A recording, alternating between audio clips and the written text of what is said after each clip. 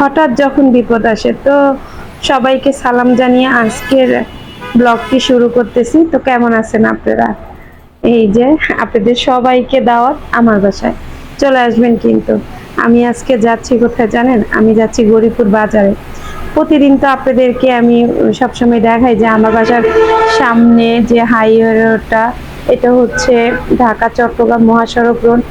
এই রোডে মানে দিনের বেলায় চট্টগ্রামের দিকে যাওয়ার রাস্তাটায় জ্যাম লাগে, আর রাতের বেলায় লাগে ওই পাশে, সেটা হচ্ছে আপনার ঢাকা দিকে যখন যায় তখন আসলে মানুষের অনেক কষ্ট হয়।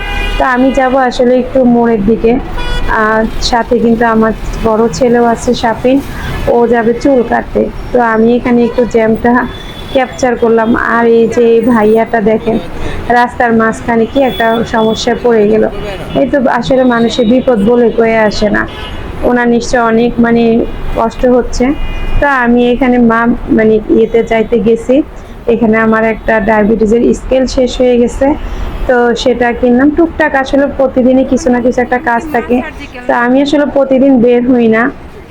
এটা হচ্ছে মা সার্জিক্যাল। আমি অনেকগুলা মানে একসাথে ইয়ে করে নিয়ে কাজ একসাথে গুছাই একদিনে বের হই, লিস্ট করে নিয়ে।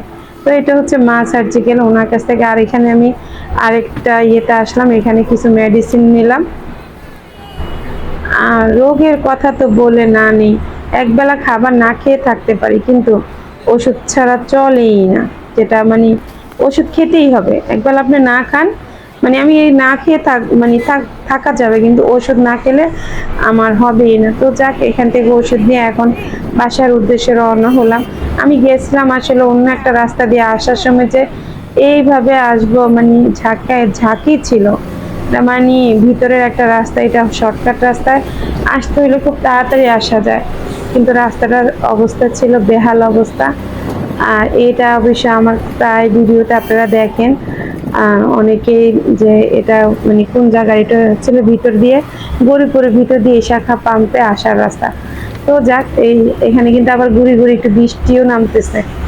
তো যাক, সেটাও একটু ভালো লাগলো, একটু ক্যাপচার করলাম এইভাবে। যে আর এই যে গ্রামের এই দৃশ্যগুলো দেখতে ভালোই লাগে।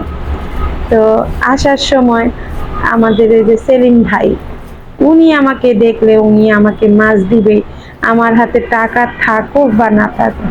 তো অবশ্যই আমাকে সবাই সহযোগিতা করতেছে। যে আমার আম্মা কিন্তু ইয়ে করতে পারে না, উনি এখানে কই মাছ, তারপরে মিরকা মাছ, তারপরে হচ্ছে কার্পু মাছগুলো আসলে আনছি কিসের জন্য জানেন? ডিমের জন্য। এখন মাছে ডিম থাকে, খেতে খুবই ভালো লাগে। আরো অনেক ধরনের মাছ দিছে, তো যাকে এই মাছগুলো এখন কাটাকুটি করে তারপরে সব ফ্রিজে রাখবো।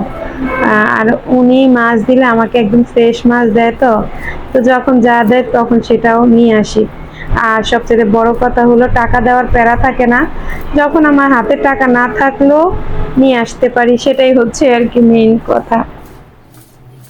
তো এই যে মাছ কাটাকাটি মানে শেষ হওয়ার পর আমার ছেলে বলতেছে ও নাকি ইয়ে খাবে, বারবিকিউ করে খাবে। তা আমি বলছি আমি কিন্তু করে খাওয়াইতে পারবো না, তুই যদি নিজে কইরা খাইতে পারোস তাইলে তুই কইরা খা, আমার সমস্যা নেই। তো কি হ্যাঁ, আসলে এটা এখন মানে এইবারে যে প্রথম হয় তা না, সব সময় হয়। ও মানে সব সময় নিজের করে মানে নিজে একটা ইয়ে করে, ওরা নিজেরাই করে খায়, সাথে আমিও খাই। তো যাই হোক, এই যে এখন মাছ বারবিকিউ কাজ মানে প্রসেসিং চলতেছে, সব শিখে নিছে আলহামদুলিল্লাহ, সুন্দর করে নিজেও করছে, আমাদেরকেও খাওয়াইছে। তো যাই হোক, এতক্ষণ তো অনেক কিছুই বললাম, ইয়ে করলাম, এখন কিন্তু আমি মাছ বারবিকিউ হচ্ছে সেটা খাবো। তো সবাই ভালো থাকবেন, সুস্থ থাকবেন। আর আজকের মতো তাহলে এখানে বিদায় নিচ্ছি। পুইরা কি অবস্থা করছে, তাও মজা হয়েছে আলহামদুলিল্লাহ। আজকের মতো এখানে বিদায়, আল্লাহ হাফিজ।